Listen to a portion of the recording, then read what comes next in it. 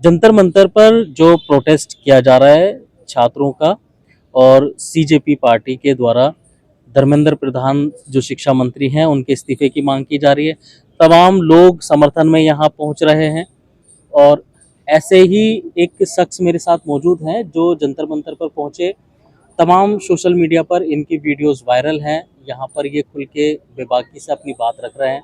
अपने इलाके की समस्याओं को लेकर के जंतर मंतर पर ये पहुँचे। यहाँ पर इन्होंने अपनी वहाँ की बातें रखी अपने इलाके की, किस तरीके से नशे के ऊपर वहाँ पर जो ये काम कर रहे हैं और नशे का कारोबार जिस तरीके से फल फूल रहा है। तमाम मुद्दे हैं यहाँ पर इस तरीके से जो ये उठा भी रहे हैं और खुलकर बोल रहे हैं। सबसे पहले तो हमारे चैनल पर आपका स्वागत है और नाम बता दीजिए अपना एक बार। सबसे पहले आपने मुझे अपने मंच पे जगह दी, इसके लिए दिल की गहराइयों से मैं आपका अभिनंदन करता हूं। मेरा नाम मोहम्मद इरफान है और आपके सभी दर्शकों को मेरा जय श्री कृष्णा, सलाम, सत श्री अकाल, जय भीम। मैं दिल्ली के एक स्लम एरिया से आता हूं और मैं कभी स्कूल नहीं गया, लेकिन मैं शिक्षा की गंभीरता को समझता हूँ। बेहतर समाज, बेहतर देश की स्थापना करनी है तो शिक्षा व्यवस्था को बेहतर करना होगा। शिक्षा में जो निजीकरण है वो कहीं ना कहीं एक प्रतिभा को, गरीब के बच्चे को कहीं ना कहीं अलग थलग करती है। वो भी एक मुद्दा है। मेरा आने की मुख्य वजह क्या है? देखिए, ये आंदोलन देश के नौजवानों को लेकर उठा। लोकतंत्र में असहमति कोई अपराध नहीं है, कोई अपराध नहीं है। और डॉक्टर राम मनोहर लोहिया कहते थे कि सड़कें खामोश हो जाएगी तो संसद आवारा हो जाएगी। तो लोकतंत्र में सड़कों पे आके अपनी बात रखना कोई अपराध नहीं है, लेकिन सरकार ने इसके विपरीत कहा कि ये दहशतगर्दों की बी टीम है, डब्ल्यू गैंग के लोग हैं और टुकड़े टुकड़े गैंग के लोग हैं। ये देश का टुकड़े करने चाहते हैं और अपनी नई सूरत में आए हैं। धर्मेंद्र प्रधान जी ने कहा, ये बात हिंसा को बढ़ावा देती है। हम गांधीवादी तरीके से इस आंदोलन को कर रहे हैं और गांधी के मानने वाले लोग हैं, अहिंसावादी लोग हैं। हम गांधी को अपने जीवन में उतारते हैं और उन्हीं के मार्ग पे चलते हैं। 20 तारीख को भी बिल्कुल शांतिप्रिय तरीके से संसद मार्ग तक जाएंगे। सोनम वांगचुक जी की जो मांग है और तमाम यहाँ जो छात्र बैठे हैं, आयशा से बैठे हैं और आईएसएफ से बैठे हैं और तमाम छात्र यूनिट अलग अलग दलों से यहाँ बैठे हैं और सबकी एक ही मांग है और वो हंगर स्ट्राइक पे बैठे हैं। और कल आयशा से दीपक नाम के एक छात्र की तबीयत बहुत ज़्यादा बिगड़ गई तो उसे अस्पताल भेजा गया। एक बच्ची की तबीयत ज़्यादा बिगड़ गई और खुद सोनम वांगचुक की तबीयत बहुत ज़्यादा बिगड़ रही है। एक तो दिल्ली में आप घमस की और गर्मी का आकलन कर लीजिए और ऊपर से शरीर में कुछ पौष्टिक आहार नहीं जाए, किसी भी तरह का खाना पाना नहीं जाए तो शरीर कितना कमजोर हो जाएगा। पानी पे शरीर खाली निर्भर नहीं रह सकता। और उनकी मांग ये है कि भारत में लाचार शिक्षा व्यवस्था को दुरुस्त किया जाए और जिस तरीके से पेपर लीक देश में होते हैं, कहीं ना कहीं वो प्रतिभाशाली बच्चों के हौसले को तोड़ते हैं, उन्हें कमजोर करते हैं। मैं अनपढ़ होने के बाद भी शिक्षा की गंभीरता को समझता हूँ। जब बच्चा हायर एजुकेशन में जाता है, नीट जैसे, जेई में, यूपीएससी में या आईआईटी के लिए अपनी तैयारी करता है, तो ये सफर एक दिन का नहीं है, ये पूरी जिंदगी का है। उस सफर में उसके माँ बाप हैं, सामाजिक आर्थिक दबाव है, पूरा परिवार अपनी जान झोंक देता है। जब वो लास्ट टाइम पे जब अपने इम्तिहान पे बैठता है, किसी के छल और कपट और लोभ और लालच से उस बच्चे का जीवन खराब हो जाए, उसके सामने एक नई चुनौती आ जाए, तो इसकी जिम्मेदारी तय करनी होगी सरकार को। हम आलोचना करेंगे, भारतीय संविधान तथा लोकतांत्रिक व्यवस्था में अनुच्छेद 19 के तहत अभिव्यक्ति की आजादी का मौलिक अधिकार है, ये कोई अपराध नहीं है। एक साफ सुथरे लोकतंत्र में विपक्ष का होना बहुत जरूरी है। अगर सड़कों पे हम सरकार की गलत नीतियों का और उनके द्वारा कोई गलतियों की आलोचना कर रहे हैं तो ये हमारा संवैधानिक अधिकार है, कोई गलत नहीं है। तो कुल मिला के सोनम वांगचुक भारत सरकार से ये नहीं कह रहे कि लुटियन दिल्ली में 200 गज का मकान दे दीजिए, राज्यसभा में मुझे सीट दे दीजिए या कैबिनेट एनडीए में मुझे मंत्रिमंडल दे दीजिए। वो कह रहे हैं देश के नौजवानों को बेहतर भविष्य दे दीजिए। वो एक पर्यावरण एक्टिविस्ट है, महान साइंटिस्ट है, कई एविनेशन इस देश को दिए हैं, देश के लिए बहुत कुछ किया है और दुनिया के एक सम्मानित नागरिक हैं। 59 साल की उम्र में वो सारी पीड़ा से जंतर मंतर पर बैठे हुए हैं। पूरी दुनिया में कहीं भी बच सकते हैं सक्षम है हर चीज से, लेकिन उस बंदे ने संघर्ष का रास्ता चुना।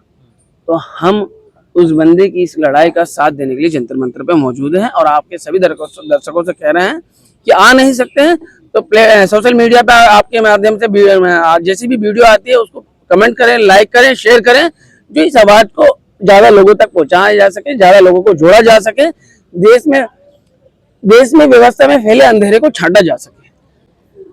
आप कभी स्कूल नहीं गए, आप बता रहे हैं कि मैं पढ़ा लिखा नहीं हूँ, स्कूल नहीं गया, इतना अच्छा आप बोल रहे हैं और इतनी अच्छी जानकारी, सारी चीज़ों के नाम, जेई, एनआईटी, ये सारी चीज़ें, मतलब नीट के एग्ज़ाम, इतनी सारी जानकारी मिली कहाँ से, कैसे मतलब ये सब कुछ बोल पा रहे हैं आप? देखिए, बोलने की वजह क्या है, मुझे मेरी माँ ने जन्म दिया है, लेकिन जो इरफान आपके कैमरे पे ये सारी बातें रख रहा है वो संघर्ष की कोख से जन्मा है।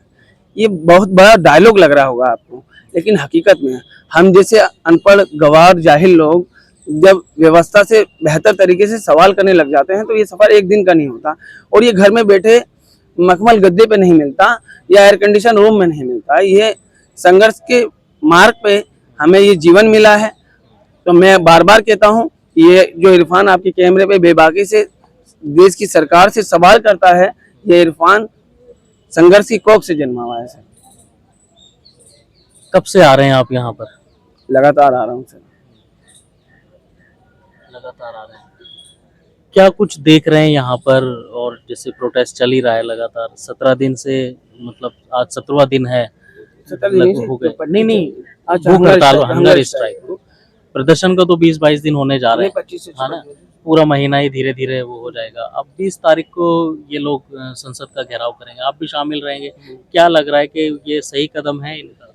सर ऐसा है कि आप मुझसे बात कर रहे हैं ना, तो मेरा अनुभव पीछे कई आंदोलनों में रहा है। मैं सभी आंदोलनों में सक्रिय रूप से अपनी भूमिका निभाई है। मैं आपके कैमरे पे कह रहा हूँ, समझ रहे, इसमें मुझे डरने और घबराने की जरूरत नहीं है। मुझे जो संवैधानिक राइट मिले हैं उस राइट के अधिकारों के अधीन रखे मैंने अपनी बात रखी है। मैं शाहीन बाग में भी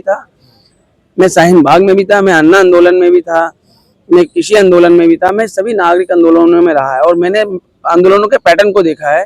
जिस तरीके से सरकार ने 2014 के बाद अपने खिलाफ उठ रही आवाजों को दबाने के लिए बड़े स्तर पर प्रोपेगेंडा का इस्तेमाल किया है, पैसे का, धन बल का इस्तेमाल किया, छल कपट का इस्तेमाल किया है। जिस तरीके से शाहीन बाग में प्रधानमंत्री जी ने खुद ये कह दिया था कि कपड़े से पहचान लीजिए। सर, कपड़ा ना नंगे बदन को ढकने के काम आता है, किसी के नेशन और रिलीजन को पहचानने के काम नहीं आता। मेरी बात गलत है क्या? अरे आप बताइए कि ये जो कपड़ा है ये इंसान के नंगे बदन को ढकने के काम आता है, ना कि किसी की रिलीजन और नेशन की पहचान बनता है। जब प्रधानमंत्री ने इतने बड़े स्तर पे ये बात कही थी तो उस टाइम भी ये बात हिंसा को बढ़ावा दे रही थी, देश में अस्थिरता पैदा करने वाली बात कर रही थी। जब इस देश के इतने शीर्ष पे बैठे हुए लोग इतनी छोटी मानसिकता रखते हैं बस इसलिए कि हम सत्ता में बने रहें, तो स्वाभाविक है कि जिंदा दिल लोग सड़कों पे उतरेंगे और आपके खिलाफ आवाज बुलंद करेंगे। किसान आंदोलन में सरकार ने इसी पैटर्न के ऊपर काम किया, लेकिन लास्ट में प्रधानमंत्री ने कहा मेरी तपस्या में कोई कमी रह गई होगी, इसके लिए मैं क्षमा और माफी मांगता हूँ, चाहता हूँ। 700 लोगों की जान गई। मैं लगातार उस किसान आंदोलन में हर एक दिन लगातार अपनी भागीदारी निभाई टिकरी बॉर्डर से, समझा, हर जगह हर तरीके से उस आंदोलन का हिस्सा बने, ट्रेनें रोकी, सारे काम हुए शांतिप्रिय तरीके से। हमने गांधीवादी तरीके से उस आंदोलन को चलाया और सरकार पीछे हटी, कानूनों को वापस लिया। फिर पहलवान आंदोलन आपने देखा, वो आए थे एक एफआईआर के लिए, माने सुप्रीम कोर्ट ने कहा, दिल्ली पुलिस को आदेश दिया कि एफआईआर कीजिए, यही था ना? कुछ गलत तो नहीं कह रहा, बता दीजिएगा। ये सारी बातें रही हैं, ये सारी बातें अब तक के दौर में रही हैं। और बात रही इस आंदोलन की, सर, इस आंदोलन को भी सरकार ने बड़े स्तर पर अपने प्रोपेगेंडा मशीनरी से इस बदनाम करने की पूरी कोशिश करी है।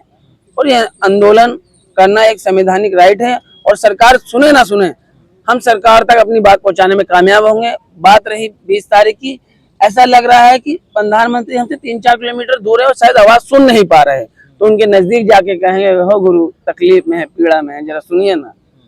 उन्होंने तो कहा था आलोचना होनी चाहिए लोकतंत्र में, वो सुन नहीं पा रहे उस आलोचना को। उनके करीब जाएंगे, उनके कान में बोलेंगे, सर सुनिए ना, बड़ी पीड़ा है। तो यहाँ से नहीं सुनाई दे रहा हूँ, उन्हें यहाँ से सुनाई नहीं दे रहा, थोड़ा बहुत दूर हो रहा है शायद। दिल्ली का ट्रैफिक में शोर शराबा बहुत है, लोकतंत्र मर सा रहा है उस शोर शराबे में। इसीलिए उनके करीब जाके वो कहेंगे कि गुरुजी बहुत ज्यादा तकलीफ है, बहुत ज्यादा पीड़ा है नौजवानों में, हताश है। एक चीज और है, अभी जैसे मिलियंस में जो है बहुत ज्यादा सोशल मीडिया पे सीजेपी पार्टी की है, तमाम युवा जुड़े हुए हैं, जंतर मंतर जो है वो खाली सा पड़ा हुआ है, लोग यहाँ नहीं पहुंच रहे हैं, इसकी क्या वजह मान रहे हैं? क्या सिर्फ सोशल मीडिया पर ही एक तरीके से नहीं देखिए, समर्थन किया जा रहा है क्या? जंग ना सोशल मीडिया पे नहीं लड़ी जाती, जंग जमीन पे लड़ी जाती है।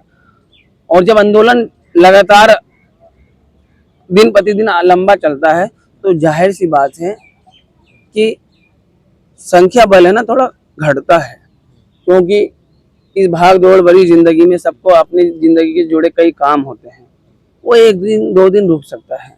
और सरकार की मंशा है कि थका दिया जाए, जिस तरीके का रवैया सरकार को दिख रहा है, सरकार का दिख रहा है कि थका दिया जाए। लोग आ रहे हैं जा रहे हैं, संडे में पूरा जंतर मंतर फुल हो जाता है, लेकिन ये जंतर मंतर है ना सुकड़ सा गया है, पहले थोड़ा लंबा होता था। मैं बहुत टाइम से आंदोलनों में जुड़ा हुआ हूँ, ये सुकड़ गया है और लोकतंत्र भी सुकड़ता जा रहा है, भारतीय लोकतंत्र भी सुकड़ता जा रहा है। तो ऐसी मंशा है कि थका दिया जाए। लेकिन कल अभिजीत दीप के कह रहे थे 24 दिन नहीं, आज 24 दिन हुए हैं, 24 महीने भी लड़ेंगे।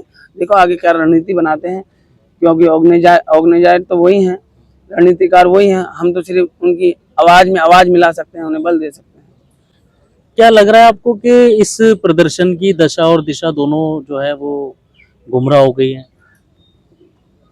गुमराह हो गई, गुमराह भाजपा कर रही है सर। मैं मतलब खुद कैसे कर रही है? मैं खुद ही बता रहा हूँ सर, अब निजी तौर पे बता रहा हूँ। मेरे एक वीडियो को भाजपा आईटी सेल ने ऐसा पोस्टमार्टम कर दिया कि वो ये बताने में साबित कर गए लोगों को कि जंतर मंतर पर नशेड़ी पहुंच रहे हैं। अच्छा। ललन टॉप ने मेरा एक वीडियो किया, उसमें मैंने दिखाया कि शहरी शलम में नशा एक गली या मोहल्ले या कस्बे का मुद्दा नहीं है, पूरे शहरी शलम में, पूरे देश में नशे ने जो जिस तरीके से अपने पैर पसारे हैं, उस नशे के खिलाफ मैंने जब सच्चाई दिखाई तो उसकी क्लिप काट के ऐसा दिखाया कि जंतर मंतर पर तो सारे नशेड़ी पहुंच रहे हैं।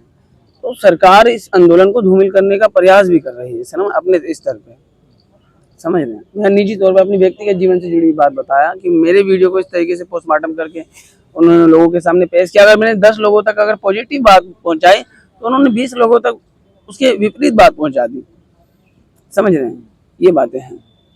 पूरा दिन आप यहाँ रहते हो? पूरा दिन पूरी रात।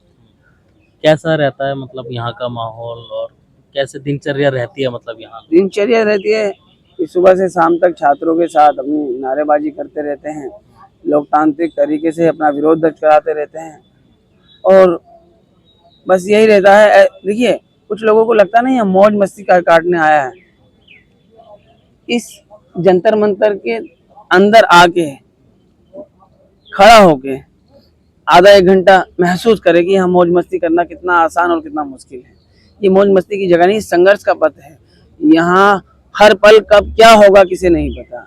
ये कोई मजाक की जगह नहीं है, ये लड़ाई की जगह है। शांति प्रिय तरीके से संवैधानिक अधिकारों के तहत रहते हुए लड़ाई लड़ाई जाती है, लेकिन सरकार कभी छल कपट और बल का जो प्रयोग करती है तो उसे भी ये आंदोलनकारी फेस करते हैं। हाथ टूट जाए, पेट टूट जाए, जिस तरह हमने भविष्य में देखा है कि किस तरीके से जामिया मिल्ला इस्लामिया में छात्रों पे लाठी बरसाई गई, बेरहमी से उन्हें पीटा गया, मानवाधिकार के सभी नागरिक अधिकारों को पैरों से कुचला गया, पुलिस की लाठी से दबाया गया, आंखें फोड़ दी गई, लाइन से सबको जो है कान पकड़वाए गए। इस तरीके का जो सरकार पीछे कर चुकी है, सरकार किसी भी आवाज को किसी भी स्तर पर दबाना चाहती है, लेकिन लोकतंत्र की एक खूबसूरती है कि जिंदा दिल लोग जुल्म के सामने सर झुकाने से बेहतर है कि सर उठाना पसंद करते हैं, चाहे परिणाम उसके विपरीत कुछ भी हो। अब आखिरी सवाल ये, क्या लग रहा है आपको कि धर्मेंद्र प्रधान इस्तीफा देंगे या सरकार लेगी? अभी ऐसा कुछ नहीं लग रहा, झूठ क्यों बोलूं। क्यों नहीं लग रहा? सरकार बड़ी अहंकारी है, क्योंकि हमने पिछले दिनों मैंने कहा ना कि मैं प्रधानमंत्री के शब्दों में कहूँ तो मैं एक आंदोलन जीवी हूँ, समझ रहे, मैं एक आंदोलन जीवी हूँ, और मैंने सरकार के पैटर्न को देखा है करीब से, समझ रहे हैं, सरकार के पैटर्न को देखा है। सरकार इस आंदोलन को लंबा खींच के थका देना चाहती है, और हम भी देखेंगे आप हमें कितना थका देंगे या कितना थकाने की उम्मीद में है। तो ये माना जा रहा है कि अब ये प्रदर्शन ज़्यादा लंबा नहीं चलेगा, ये प्रदर्शन 20 तारीख के बाद खत्म हो जाएगा। तो क्या लग रहा है आपको, रहेगा लंबा, क्या खत्म होगा क्या? 20 तारीख वाली बात बड़ी नाजुक करी है आपने। ये 20 तारीख को ही कंफर्म हो पाएगा कि 20 तारीख के बाद क्या होगा या 20 तारीख में क्या होगा। क्या होगा, जिस तरीके से पुलिस कहती है कि जंतर मंतर पे ये आंदोलन गैर कानूनी तरीके से चल रहा है, वैध मान्यता नहीं है हमारी तरफ से, हमने कोई परमिशन नहीं दे रखी, यही वजह बता दी पुलिस, तो यही वजह बता दी। तो हर दिन इस आंदोलन में एक नया मोड़ आएगा, वो ना मुझे पता है ना आपको पता है, बस हम इस लड़ाई का हिस्सा हैं और उस पल के लिए तैयार हैं।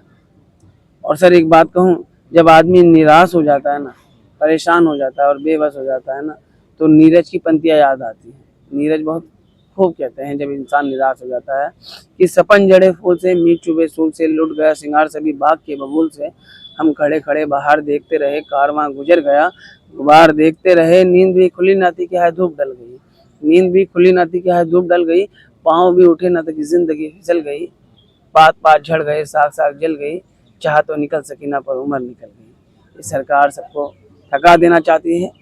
सब कहते हैं कि एक जन्मजात अपंग हो ना तो बर्दाश्त किया जाता है, लेकिन सिस्टम अगर अपंग कर दे, बेरोजगारी एक अपंगता है, मालूम है आपको, अगर अपंग कर दे तो बर्दाश्त नहीं, बड़ी है। इन्हीं शब्दों के साथ अपने शब्दों को विराम दे। जय हिंद, जय भारत। बहुत शुक्रिया इरफान। देखिए ये इरफान थे जिनको आप सुन रहे थे, और ये तमाम वो इनके जज्बात हैं, वो इनकी बातें हैं जो सोशल मीडिया पर जब लोगों ने इनको देखा सुना तो ये वायरल हुए, और लोगों के बीच में इन्होंने एक अपनी अलग जगह भी बनाई है। और आप देख सकते हैं और सुन भी, आपने सुना भी होगा, जैसा कि इरफान ने बताया कि मैं कभी स्कूल नहीं गया, मैंने पढ़ाई नहीं की। ये कभी स्कूल नहीं गए और कभी पढ़ाई नहीं की, लेकिन जो इनकी जानकारी है, जो इनकी मालूमात है, और जिस तरीके से इनके बोलने का तरीका है, और जितनी जानकारी और जितनी अच्छे से ये राजनीति के बारे में, तमाम जो लोकतंत्र के बारे में, समस्याओं के बारे में अपनी बात रख रहे हैं, जनता की बात रख रहे हैं, तो ये भी एक जो हालातों से लड़ा हुआ होता है या उन हालातों के बीच में गुजरा हुआ इंसान होता है, वही ये रख सकता है। जैसे बताया कि भाई मैं प्रदर्शन में, सभी प्रोटेस्ट में रहता हूँ, लेकिन जंतर मंतर पर ऐसे तमाम लोग मौजूद हैं जो अपने अपने नज़रिए से, अपनी अपनी मुद्दों को लेकर के यहाँ पहुँच रहे हैं, और अपने तरीके से यहाँ सीजेपी पार्टी को समर्थन कर रहे हैं। और एक ही मांग है कि धर्मेंद्र प्रधान अपना इस्तीफ़ा दें, भारत सरकार जो है उनसे इस्तीफ़ा लेकर के, और किसी दूसरे शिक्षा मंत्री को यहाँ पर उनकी जगह पर जो है वो जिम्मेदारी दी जाए। 20 तारीख को संसद का घेराव होगा, उसके बाद इस जो प्रदर्शन की क्या सूरत होगी, ये तो आने वाला वक्त ही बताएगा। दिल्ली से समाचार प्लस OTT के लिए मैं अब्दुल वाजिद चिश्ती निज़ाम।